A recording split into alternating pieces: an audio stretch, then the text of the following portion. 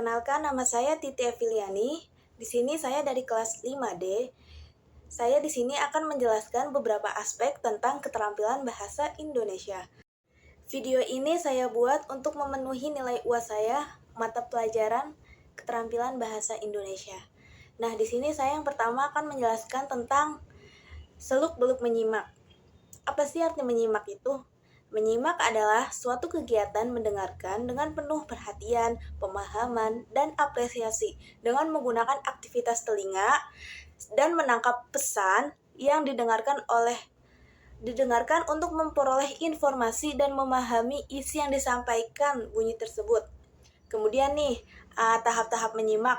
Tahap menyimak yang pertama ada mendengar. Nah, dalam tahap mendengar ini kita baru saja mendengar segala sesuatu yang dikemukakan oleh pembicara dalam ujaran atas pembicaranya. Jadi kita masih berada dalam tahap hearing, artinya mendengar. Kemudian yang kedua ada tahap memahami. Setelah kita mendengar, kita bisa memahami dengan baik isi pembicaraan yang disampaikan oleh pembicara. Kemudian selanjutnya yang ketiga kita nyampe pada tahap menginterpretasi dalam arti mempresentasikan. Nah, penyimak yang baik, yang cermat dan teliti belum puas kalau hanya mendengar dan memahami saja. Dia ingin menafsirkan atau menginterpretasikan isi butir-butir pendapat yang terdapat dan tersirat dalam ujaran si pemberi informasi tersebut. Demikian sang penyimak telah tiba pada tahap interpreting. Selanjutnya yang keempat ada tahap mengevaluasi. Setelah memahami serta menafsir atau menginterpretasikan isi pembicara, penyimak pun mulailah menilai atau mengevaluasi pendapat, serta gagasan pembicara mengenai keunggulan dan kelemahan, serta kebaikan dan kekurangan dari pembicara tersebut. Dan yang terakhir ada tahap menanggapi. Dalam tahap menanggapi, penyimak itu menyambut atau menyerap serta menerima gagasan ide yang dikemukakan oleh pembicara dalam ujaran pembicaraannya. Selanjutnya di sini ada materi selanjutnya ada ragam menyimak. Seorang ilmuwan bernama T. Demand Butterfly dalam tahun 1990 mengemukakan bahwa ragam menyimak terdiri dari 6 bentuk, yaitu menyimak sederhana, menyimak diskriminatif, menyimak santai, menyimak informatif, dan selanjutnya menyimak literatur, dan yang terakhir ada menyimak kritis. Nah, kemudian setelah menyimak tersebut, tujuannya apa sih dari menyimak itu? Secara umum tujuan menyimak adalah memperoleh pengalaman, pengetahuan, sedangkan secara khusus tujuan menyimak yaitu untuk memperoleh informasi, menganalisis fakta, mendapatkan inspirasi, mendapatkan hiburan, memperbaiki kemampuan bicara, dan ke dalam tiga tahap agar berbentuk sederhana, yaitu yang pertama ada tahap persepsi. Nah, fase mempersepsi ini ditangkap oleh telinga dan ditambahkan sinyal berupa gambaran oleh mata. Dalam fase ini sangat membutuhkan fisik prima karena dapat mempengaruhi daya tangkap terhadap sinyal pembawa pesan. Kemudian yang kedua ada tahap segmentasi. Nah, fase berikutnya adalah bagian ke dalam segmen tertentu dengan unit kebahasaannya yang dikenal atau dikuasai oleh penyimak. Dalam fase ini dimungkinkan terbentuk pengertian dan pemahaman terhadap pesan yang ditangkap pada fase sebelumnya. Selanjutnya fase proses yang terakhir ada pemanfaatan. Nah, fase ini menentukan pemahaman lebih lanjut karena penyimak mencoba mencocokkan dan menghubungkan pemahaman penyimak yang disusun berdasarkan persepsi terhadap pesan yang baru saja diperoleh dengan persepsi yang timbul setelah dikaitkan dengan pesan yang sudah ada sebelumnya. Kemudian yang selanjutnya ada suasana menyimak. Suasana menyimak ini ada dua macam, yaitu bersifat defensif, bertahan, dan bersifat suportif atau mendukung. Nah, dalam bersifat defensif ini, pesan disampaikan secara tersirat antara lainnya yang bersifat evaluatif, mengawasi, strategis, netral, superior, pasti, dan tentu. Kalau untuk suasana menyimak bersifat suportif, memiliki beberapa pesan atau hal yang bersifat deskripsi, orientasi, spontanitas, empati, dan profesional. Selanjutnya ada tahapan dalam menyimak. Tahapan dalam menyimak ini yang pertama ada isolasi. Isolasi ini, pada tahap ini sang penyimak mencatat aspek-aspek individu lisan dan memisah-misahkan atau mengisolasikan bunyi-bunyi, ide-ide, fakta-fakta. Kemudian yang kedua ada identifikasi. Nah, pada tahap dalam identifikasi ini stimulus dapat dikenal dalam suatu makna, atau identifikasi pun diberikan kepada setiap butir yang telah disampaikan. Kemudian dalam tahap ini ada yang ketiga, ada integrasi. Nah, di integrasi ini kita menyatu atau memadukan apa yang kita dengar dengan informasi yang lain yang telah kita simpan dan kita rekam dalam otak kita. Kemudian tahap ini yang terakhir ada interpretasi. Tahap interpretasi ini kayak semacam untuk menyampaikan penyimakan yang telah kita dengarkan. Nah, kalau untuk kendala menyimak apa aja sih? Kendala menyimak sendiri yang pertama ada keegosentrisan atau egois yang bersifat mementingkan diri sendiri. Kemudian kendalanya ada keengganan untuk terlibat. Jadi dia nggak mau tuh untuk terlibat dalam suatu kegiatan menyimak tersebut. Kemudian yang ketiga ada ketakutan dan perubahan. Yang keempat ada keinginan menghindari pertanyaan, mungkin dia nggak begitu menyimak, jadi dia tidak memiliki pertanyaan. Yang kelima ada puas dengan penampilan eksternal. Yang keenam ada pertimbangan yang prematur. Yang ketujuh ada kebingungan semantik. Selanjutnya untuk perilaku menyimak. Perilaku menyimak ini ada menyimak faktual, yakni pada saat menyimpan kita coba menangkap ide, pokok, gagasan yang penting dari pembicara. Kemudian menyimak empatik. Dalam menyimak empatik ada beberapa tuntutan yang harus dipenuhi, diantaranya memerhatikan isyarat nonverbal, kemudian menempatkan diri pada posisi orang lain, selanjutnya memusatkan perhatian pada pesan atau bukan pada penampilannya. Nah, faktor apa saja sih yang mempengaruhi penyimakan itu? Yang pertama ada faktor fisik. Faktor fisik ini, keadaan fisik dari penyimak merupakan faktor penting. Contohnya, ada seorang dengan pendengaran yang buruk.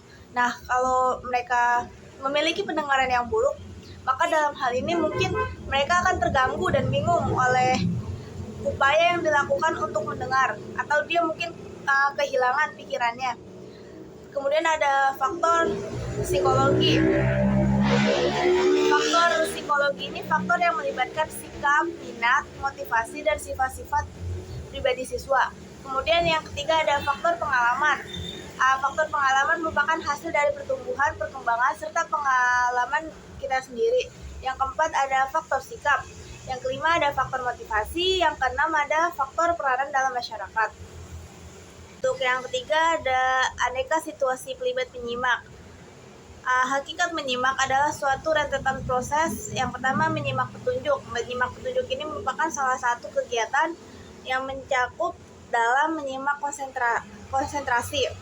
Kemudian ada menyimak keterangan, merupakan petunjuk dalam menerangkan atau menjelaskan sesuatu.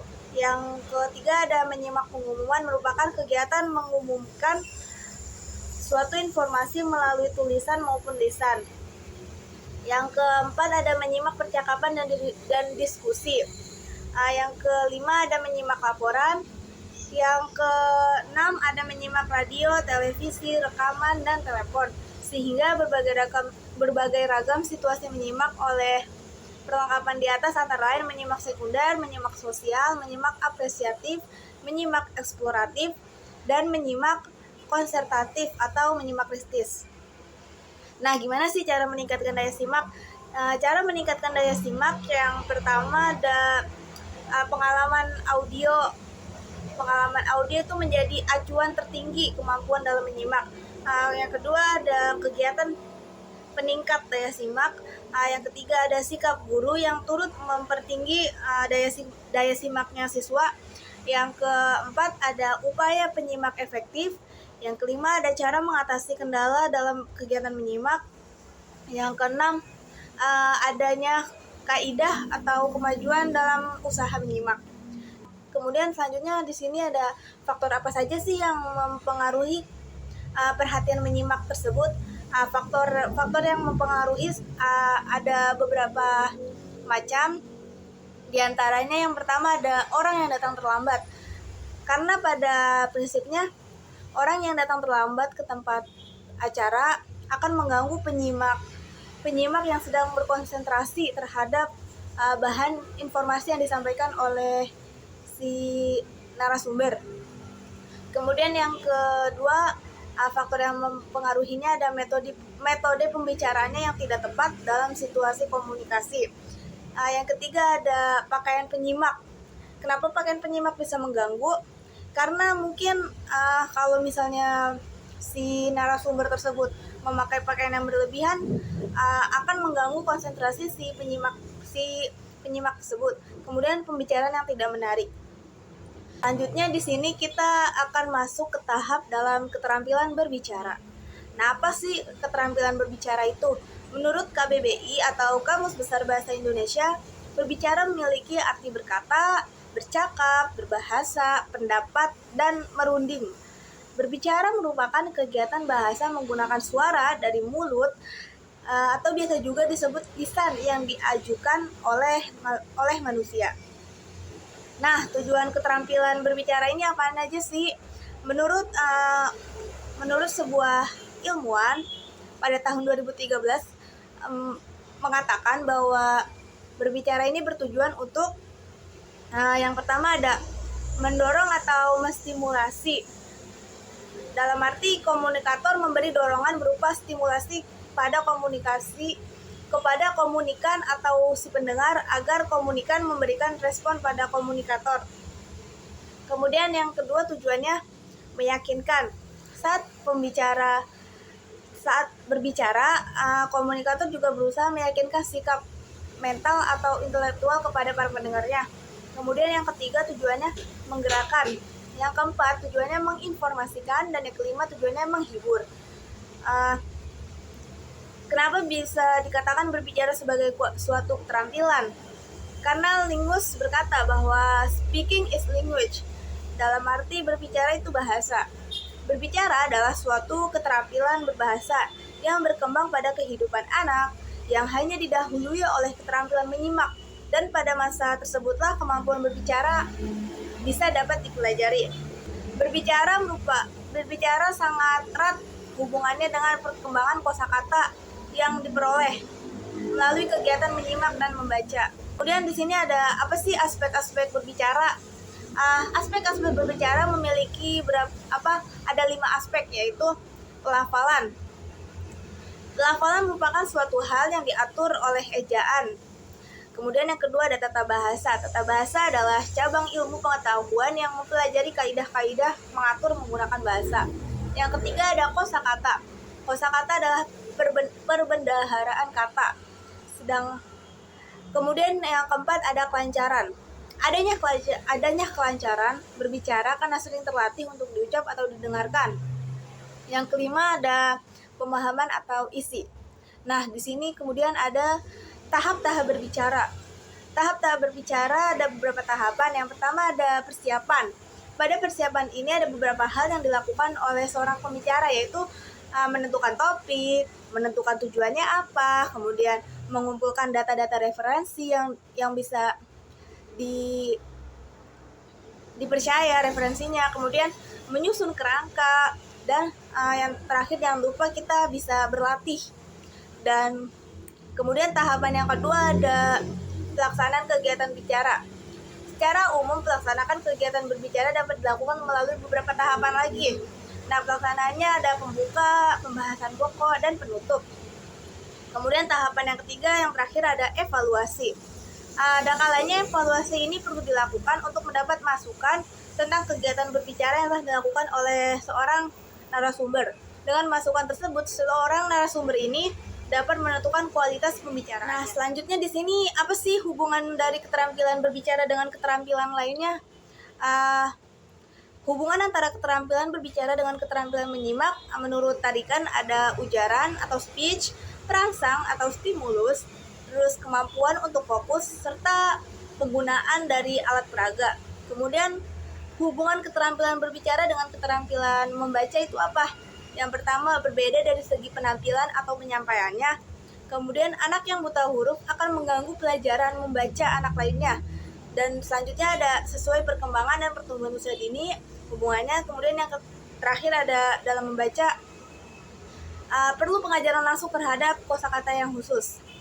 Kemudian hubungan keterampilan berbicara dengan menulis itu apa? Yang pertama ada ekspresif, produktif, kesiapan untuk menulis, pengelolaan gagasan atau kata-katanya, kemudian hasil membaca atau berbicara.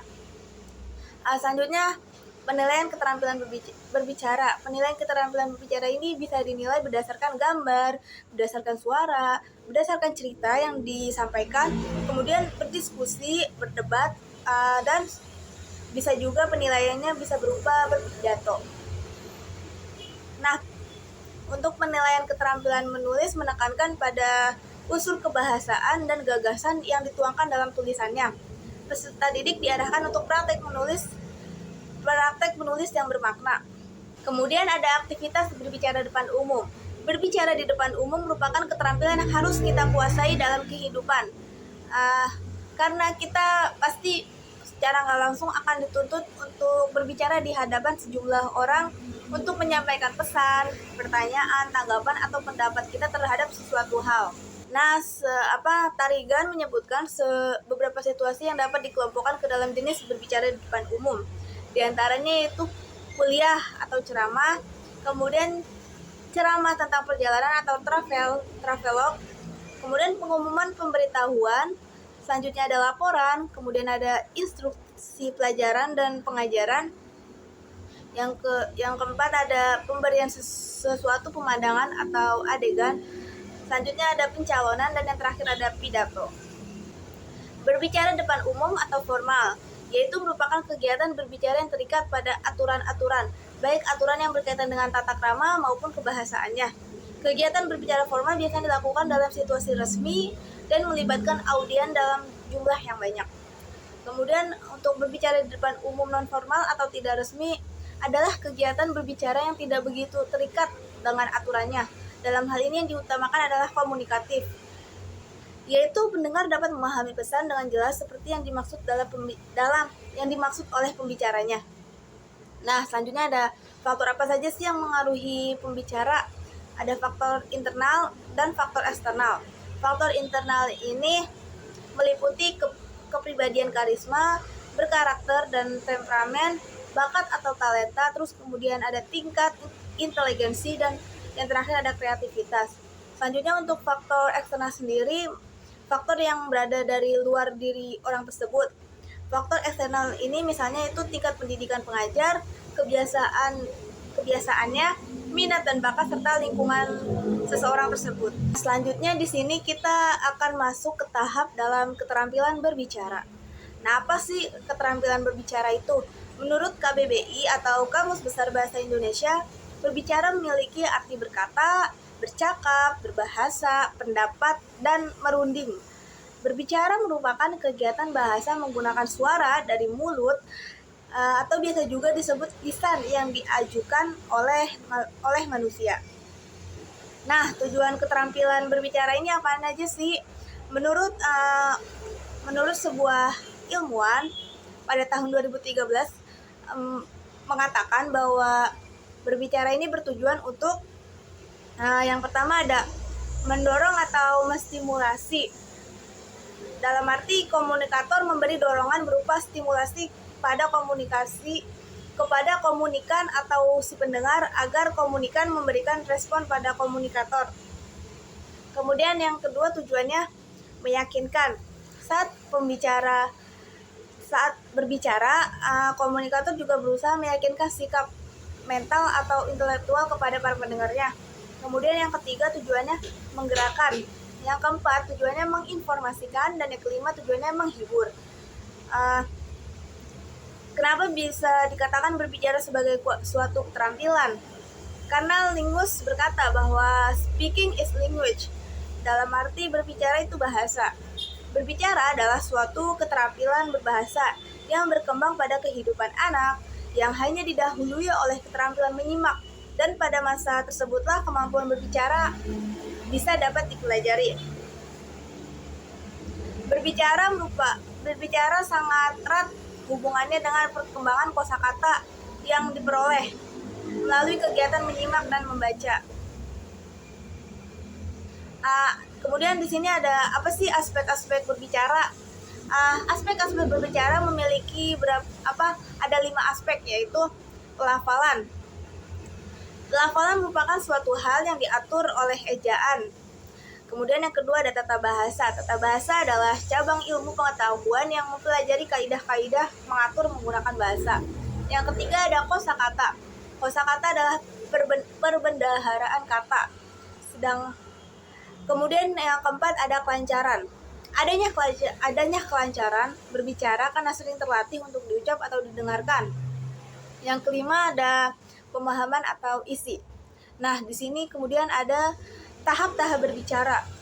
Tahap-tahap berbicara ada beberapa tahapan. Yang pertama ada persiapan. Pada persiapan ini ada beberapa hal yang dilakukan oleh seorang pembicara, yaitu menentukan topik, menentukan tujuannya apa, kemudian mengumpulkan data-data referensi yang bisa dipercaya referensinya, kemudian menyusun kerangka, dan yang terakhir jangan lupa kita bisa berlatih. Dan kemudian tahapan yang kedua ada pelaksanaan kegiatan bicara. Secara umum pelaksanaan kegiatan berbicara dapat dilakukan melalui beberapa tahapan lagi. Nah, pelaksanaannya ada pembuka, pembahasan pokok, dan penutup. Kemudian tahapan yang ketiga yang terakhir ada evaluasi. Ada kalanya evaluasi ini perlu dilakukan untuk mendapat masukan tentang kegiatan berbicara yang telah dilakukan oleh seorang narasumber. Dengan masukan tersebut, seorang narasumber ini dapat menentukan kualitas pembicaraannya. Selanjutnya kita masuk kepada tahap keterampilan membaca. Apa sih arti pengertian dari membaca itu? Membaca merupakan sebuah proses yang dilakukan dan dipergunakan oleh pembaca untuk memperoleh pesan yang hendak disampaikan oleh penulis melalui media kata-kata atau bahasa tulis. Membaca sebagai kegiatan yang meliputi pengenalan lambang-lambang tertentu atau lambang-lambang bunyi. Nah, tujuan dari membaca itu apa? Tujuan membaca sebagai alat untuk memperoleh informasi, ilmu, atau apa saja yang sesuai dengan kebutuhan atau minat seseorang. Anderson mengemukakan beberapa tujuan membaca antara lain. Membaca untuk memperoleh perincian atau fakta. Kemudian membaca untuk memperoleh ide-ide utama. Kemudian ada membaca untuk mengetahui ukuran atau susunan organisasi cerita. Kemudian membaca untuk menyimpulkan atau membaca inferensi. Selanjutnya ada membaca untuk mengelompokkan atau mengklasifikasikan. Selanjutnya ada membaca untuk bernilai atau mengevaluasi. Kemudian ada membaca untuk memperbandingkan atau mempertentangkan. Membaca juga bisa dikatakan sebagai suatu keterampilan, karena dalam kegiatan membaca lebih banyak diberatkan pada keterampilan. Henry Guntur Tarigan menyebutkan 3 komponen dalam keterampilan membaca. Henry Guntur Tarigan menyebutkan 3 komponen dalam keterampilan membaca, yaitu pengenalan terhadap aksara-aksara serta tanda-tanda bacanya, kemudian korelasi aksara, selanjutnya ada hubungan lebih lanjut dari A dan B dengan makna. Membaca sebagai bentuk keterampilan berbahasa amat bermanfaat bagi pengembangan wawasan dan pengetahuan seseorang. Semakin banyak mengetahui sesuatu, ada kecenderungan seseorang merasa semakin tinggi banyak tahu sehingga terus-menerus mencari tahu antara lain lewat membaca. Nah, selanjutnya ada aspek-aspek membaca. Terdapat dua aspek penting dalam membaca menurut Brockton, yaitu keterampilan sifatnya mekanis yang bisa dikatakan berada pada tingkatan yang lebih rendah, kemudian keterampilan yang sifatnya pemahaman yang bisa dikatakan berada pada tingkatan yang lebih tinggi. Kemudian tahap-tahap pengembangan membaca. Menurut Tarigan, terdapat beberapa tahapan dalam pengajaran dan pelajaran membaca, yaitu tahap pertama, peserta didik dianjurkan untuk membaca bahan yang sudah mereka pelajari, di mana bahan bacaan dapat berupa sebuah percakapan, nyanyian, serangkaian kalimat tindakan, cerita sederhana tentang suatu hal atau peristiwa yang pernah dialami oleh anggota kelas. Kemudian tahapan kedua, kelompok para guru bahasa asing di sekolah yang bersangkutan menyusun kata-kata struktur yang telah diketahui untuk dijadikan bahan dialog atau paragraf yang beraneka ragam. Pada tahap ketiga, peserta didik diharapkan sudah memulai membaca bahan yang berisi sejumlah kata dan struktur yang masih asing.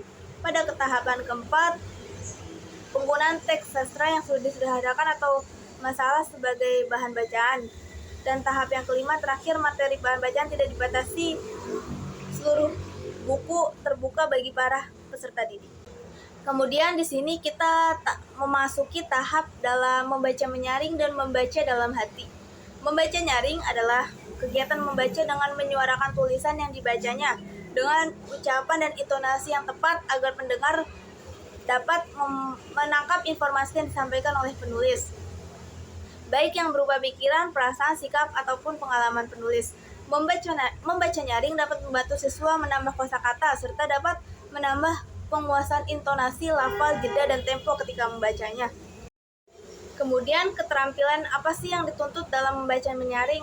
Keterampilan yang dituntut dalam membaca nyaring ada beberapa hal, yaitu mempergunakan ucapan yang tepat, mempergunakan lafal yang tepat, kemudian ada mempergunakan intonasi suara yang wajar, serta menguasai tanda bacanya, kemudian membaca dengan terang dan jelas, serta membaca dengan penuh perasaan dan ekspresi.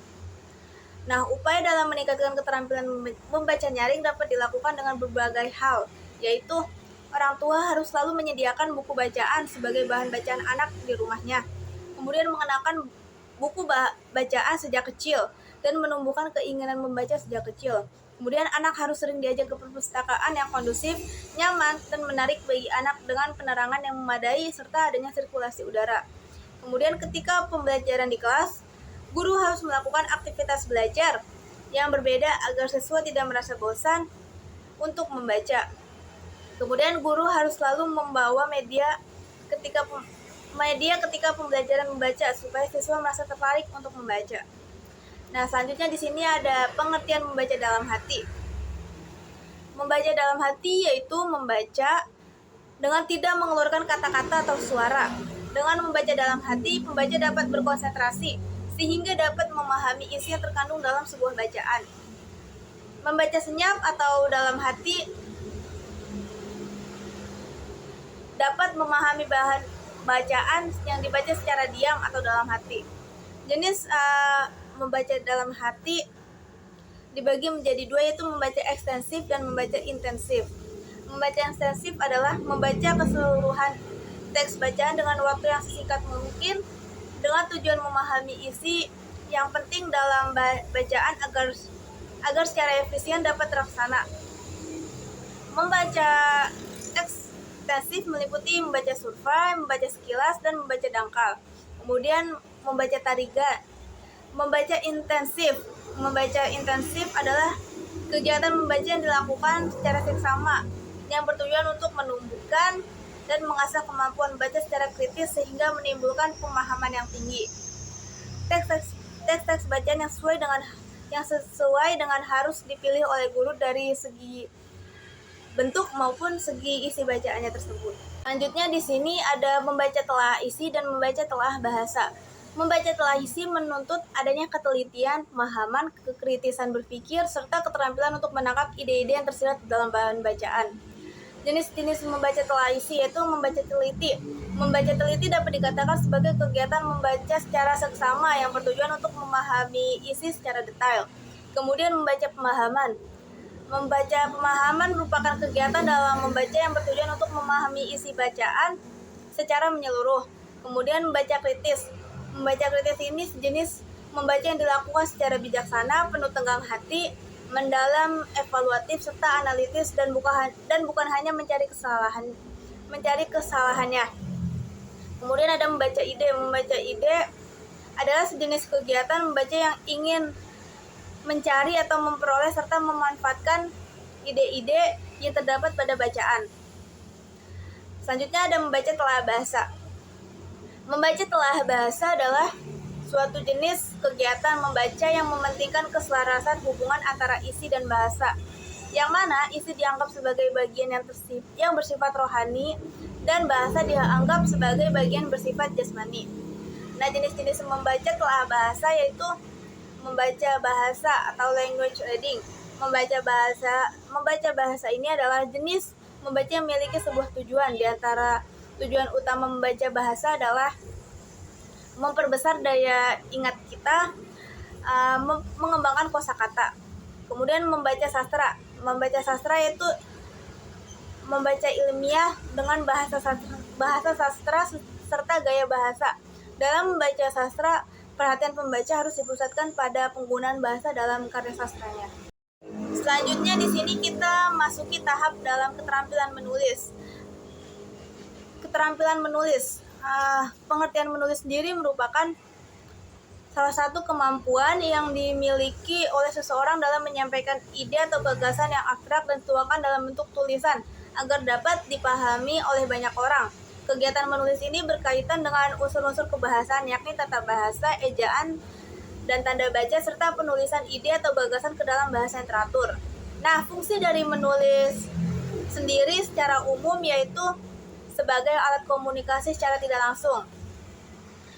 Menurut Rusyana, menyatakan bahwa fungsi tulisan terbagi menjadi dua, yaitu fungsi kegunaan dan fungsi peran. Fungsi kegunaan ini diperlukan untuk berbagai hal. Penulis menggambarkan sesuatu baik dalam bentuk fisik atau fiktif, sehingga pembaca mampu memahami apa yang disampaikan. Selain itu, fungsi kegunaan juga sebagai memberi petunjuk apabila ada hal-hal yang menginformasikan tentang pelaksanaan sesuatu. Kemudian fungsi peranan. Fungsi peranan ini mencakup fungsi penataan untuk menyusun ide, gagasan, dan imajinasi. Nah, tujuan menulis sendiri adalah mengkomunikasikan secara jelas dan lengkap gagasan atau pemikiran penulis. Definisi lain tentang kegiatan menulis yaitu sebagai hasil berpikir. Hasil berpikir ini dituangkan menjadi bentuk tulisan dan dapat berawal dari pengetahuan, pengalaman, atau pengamatan. Selain tujuan utama menulis sebagai mengungkapkan ide atau gagasan yang dapat dipahami membaca, terdapat juga tujuan tambahan untuk menghasilkan keuntungan nih secara ekonomis bagi penulis. Perspektif lain yaitu menulis selalu digunakan untuk bekerja, produksi, output pendapat, laba, publisitas, kepraktisan, pencatatan, dan pembelian. Tujuan menulis dapat dikelompokkan menjadi 3, yaitu menulis dengan bertujuan untuk studi menulis sendiri, kemudian dengan tujuan usaha, dan menulis dengan tujuan kesenangan. Selanjutnya apa sih dari jenis-jenis menulis ini? Jenis-jenis menulis ini ada beberapa jenis, yaitu yang pertama ada eksposisi, yakni pemaparan. Merupakan salah satu bentuk karangan yang berusaha menerangkan atau menguraikan atau menganalisis suatu pokok pikiran yang dapat memperluas pengetahuan. Kemudian deskripsi. Deskripsi adalah pemaparan atau penggambaran dengan kata-kata suatu benda. Kemudian ada narasi atau kisahan, merupakan corak tulisan yang bertujuan menceritakan rangkaian peristiwa atau pengalaman manusia berdasarkan perkembangan dari waktu ke waktu. Kemudian ada argumentasi. Argumentasi ini merupakan pendapat seseorang untuk meyakinkan atau mempengaruhi pembaca agar menerima pendapatnya.